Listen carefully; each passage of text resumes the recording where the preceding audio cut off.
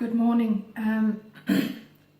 So for those of you that's been following me on Facebook and also on Instagram, you would at this stage be well aware that one of our dogs, Clyde, has just had major surgery. He had a complete tear to his right cranial cruciate ligament as well as a meniscus tear. So he had a procedure done called the TPLO, where there was a rotation of part of his tibia bone, and that was then moved in position and then fused with plates and screws. And he's also got a little pin going through his tibia. The recovery time is long, according to the veterinary surgeon that done the procedure. In his case, it could take as long as 4 months for the complete recovery period. At the moment, it's only day 1 that is back home, 2 days after the surgery. He is confined to a crate. He is allowed out of the crate 4 times a day for 5 minutes, during which time he is on a lead, as well as he has a little sling to support his lower part of his body, so that we don't put too much weight on the leg yet. There is an amount of pressure, because the pressure needs there for the healing, but it also gives a little bit more control, that he doesn't bolt or get too excited. I can only say thank goodness that Clyde, as well as all my other dogs, are fully crate trained, because had they not been, these next 4 months would be an absolute hell, not just for us, but more so for him. So we are extremely grateful for the time that we've actually committed early on in Clyde's life to get him fully crate trained. But having said that, we can't just keep him in a crate. There has to be some type of stimulation. As it is, his food intake has dropped 10 to 20% of his normal food intake to compensate for the energy not being burned during exercise. So what I'm doing today is I'm just going to make a stuffed Kong for him, that I'm then quickly going to put in the freezer for a couple of hours, so that afterwards he can get a little bit of a Kong. It calms down, it gives him something to do.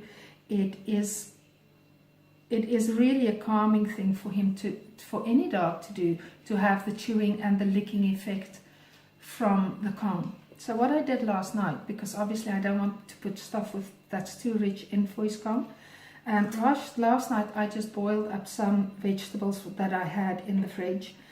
There's sweet potato in there, there's some carrot in there, there's turnip in there, can't remember what carrot, did I say carrot? Anyway, I just made that up, boiled it really soft and then mashed it. So overall calorie value not high at all. And then what I'm going to do is I'm just going to stuff it into the Kong.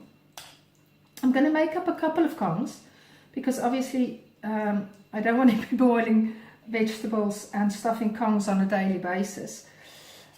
So I will make up a couple and then stick it into the freezer so that it's ready to go. My plan is not to give him a stuffed Kong every day. I will make different attempts to give him different kinds of stimulation. So just for interest's sake and to keep it exciting for him, I have got some dried out fish, bought from the local pet shop. And I'm just going to stick, when I'm going to take smaller ones, just stick one in there so they can get nice and smelly and for him. So I'm just going to stuff the Kong now, and then as I said, I'm going to put it in the freezer and then give to Clyde afterwards. Stuffables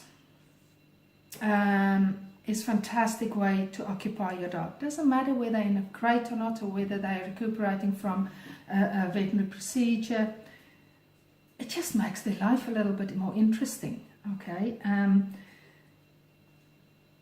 my dogs regularly get Kongs anyway, just to break up the monotony of day-to-day life and to make things more interesting for them. And if you go to the concompany.com, you will see there is a variety of recipes on there that you can put in as stuffings, but really you can use anything that is, as long as it is not a health risk for your dogs to have that.